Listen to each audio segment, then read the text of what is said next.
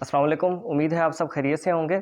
अभी latest law update है कि सुप्रीम कोर्ट ने ज़ाहिर जाफ़र की जो वालदा हैं नूर मुकद्दम केस में अस्मत ज़ाकिर जिनका नाम है और अस्मत आदम भी कई जगह पे लिखा हुआ है, उनकी पोस्ट अरेस्ट बेल जो है वो एक्सेप्ट कर ली है। और जो बेल बॉन्ड्स का ऑर्डर किया सुप्रीम कोर्ट ने वो है 10 लाख के इवज़, 10 लाख रुपए के इवज़ में चल के जमा करा के अस्मत ज़ाकिर की जो बेल है वो उसको एक्सेप्ट कर लिया है। और जबकि बेल फ़ाइल की गई थी उनके हस्बैंड की भी साथ ही, यानी ज़ाहिर जाफ़र के वालिद ज़ाकिर जाफ़र, उनकी बेल भी फ़ाइल की गई थी। लेकिन रिमार्क्स के दौरान चूँकि जजेस इतने उनकी तरफ इंक्लाइंड नहीं थे कि इनको बेल ग्रांट की जाएगी due to the evidence available against him, कि जो सारे शवाहिद उनके ख़िलाफ़ थे, तो उनके जो वकील हैं ख्वाजा हारिस इस टाइम पे दोनों को रिप्रेजेंट कर रहे हैं, वालदा को भी ज़ाहिर जाफ़र की और वालिद को भी रिप्रेजेंट कर रहे हैं। तो दोनों की बेल जो है इकट्ठी रखी गई थी। लेकिन चूँकि इनके चांसेस कम थे इनके वालिद के बेल नहीं ग्रांट की जाएगी, तो इसलिए दुरान समात ही ख्वाजा हारिस ने जो है बेल वापस ले ली थी, post arrest bell Zakir Jafar की। जबकि वालदा जो हैं उनकी बेल के ऊपर आर्ग्यूमेंट्स हुए थे और काफ़ी दिनों तक इसके ऊपर आर्ग्यूमेंट्स चलते रहे थे और कोर्ट ने इसका फ़ैसला महफूज कर लिया था, जो कि आज अनाउंस किया गया है। कोर्ट ने महफूज फ़ैसला इसलिए किया था क्योंकि मामला हसास नोयत का था, सेंसिटिविटी थी, तो इसलिए उन्होंने उस वक्त नहीं इसको अनाउंस किया और आज इसको अनाउंस कर दिया गया। डिटेल्ड फ़ैसला अभी भी नहीं आया, वो जब आएगा तो इंशाल्लाह मैं उसको आपके साथ शेयर करूँगा। और इसके अंदर मौक़िफ़ जो अख्तियार किया है, जो कि मुल्ज़मान के वकील हैं ख्वाजा हारिस एडवोकेट, उन्होंने जब अपने आर्ग्यूमेंट्स एडवांस किए और हक़ में बोले, अस्मत ज़ाकिर के हक़ में अपने आर्ग्यूमेंट्स एडवांस किए, तो उन्होंने कहा कि मुल्ज़मा जो है बिल्कुल बेगुनाह है, क्योंकि ऐसी कोई चीज़ रिकॉर्ड के ऊपर अवेलेबल नहीं है जो कि लिंक करें मुल्ज़मा अस्मत ज़ाकिर को क्राइम के साथ। क्योंकि कोई डाटा अवेलेबल नहीं है कि जिससे पता चले कि वो टेलीफोनिकली या किसी और राब्ते से मुल्ज़म के साथ राब्ते में थी।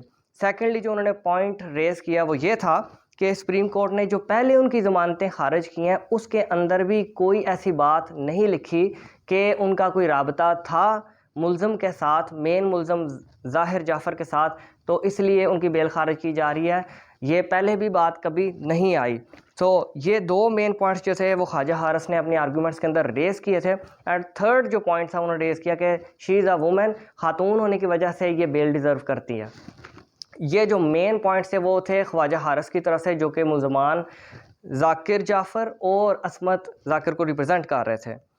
अब प्रोसिक्यूशन की तरफ से भी मौक़िफ़ आया। प्रोसिक्यूशन जो मुद्दई है, स्टेट के भी वकील वहाँ पे मौजूद थे, जबकि प्राइवेट कौंसल मुद्दईयान ने जो किए हैं, शाह खावर उनका नाम है, इस्लामाबाद से ताल्लुक़ रखते हैं, उन्होंने भी अपने आर्ग्यूमेंट्स एडवांस किए और उनका कहना ये था कि जो मुल्ज़मान हैं स्पेशली इनकी वालिदा, ये राब्ते में मुसलसल थीं ज़ाहिर जाफ़र के साथ, वारदात के दौरान भी और वारदात से पहले भी। और उनका कहना यह था कि कॉल डाटा अवेलेबल है जिसके मुताबिक 10 मिनट पहले वारदात से इनका फ़ोन पे रब्ता हुआ है, जो कि घर में मुलाजमीन थे उनसे भी रब्ता हुआ है और ज़ाहिर जाफ़र के साथ भी रब्ता हुआ है। तो शाह खावर एडवोकेट का मौक़िफ़ ये था कि ये प्री प्लान था और ये सारा इनके नॉलेज में था पेरेंट्स के, तो किसी तरीके से भी ये बेल के हक़ में नहीं है। और इसके साथ साथ राब्ता रखने की वजह से वो पूरे तरीके से ज़िम्मेदार हैं इस पूरी वारदात के अंदर। अदालत ने जब ये पॉइंट्स शाह खावर साहब ने अदालत के सामने रखे, तो अदालत ने कहा कि ये ट्रायल की बातें हैं, ये मेरिट की बातें हैं, डीपर एप्रिसिएशन में इस टाइम पे ना जाएं, डीपर फैक्ट्स में ना जाएं, बेल में आप सिर्फ अपरेंट चीज़ को देखते हैं।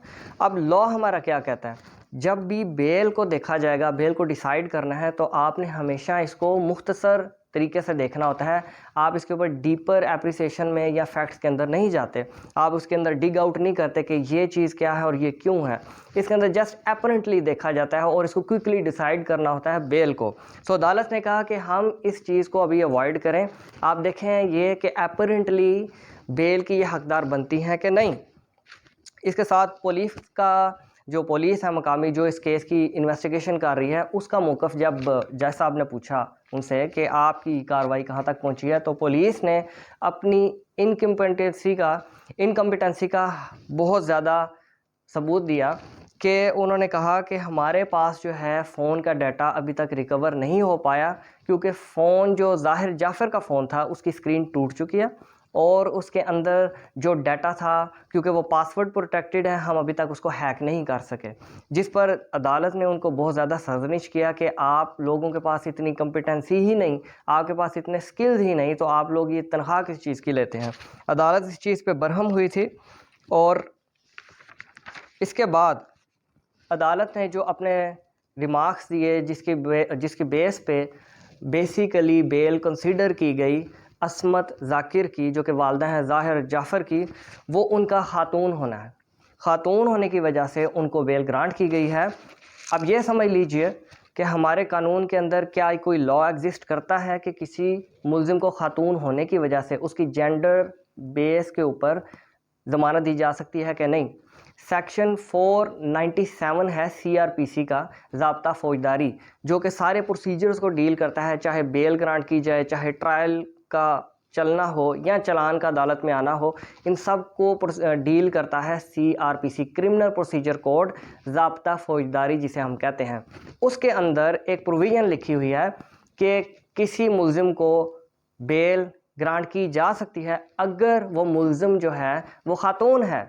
ख़ातून होना इटसेल्फ एक ग्राउंड है किसी भी मुल्ज़िम के लिए कि उसको बेल ग्रांट कर दी जाए। और इसमें ना सिर्फ उनका औरत होना है, बल्कि इनसफिशेंट एविडेंस भी उस ख़ातून के ख़िलाफ़ जो ज़ाहिर जाफ़र की वालदा है अवेलेबल नहीं है, इनसफिशेंट एविडेंस है, तो इस वजह से अदालत ने जो है उनको बेल ग्रांट कर दी। अब देखेंगे कि जब फ़ैसला तफ़सीली आएगा तो इंशाल्लाह मैं आपके साथ शेयर करूंगा कि मज़ीद फैक्ट्स जजेस ने क्या उसके अंदर शेयर किए हैं और उसके ऊपर हम दोबारा रोशनी डालेंगे इंशाल्लाह। ओके जी, अल्लाह हाफ़िज़।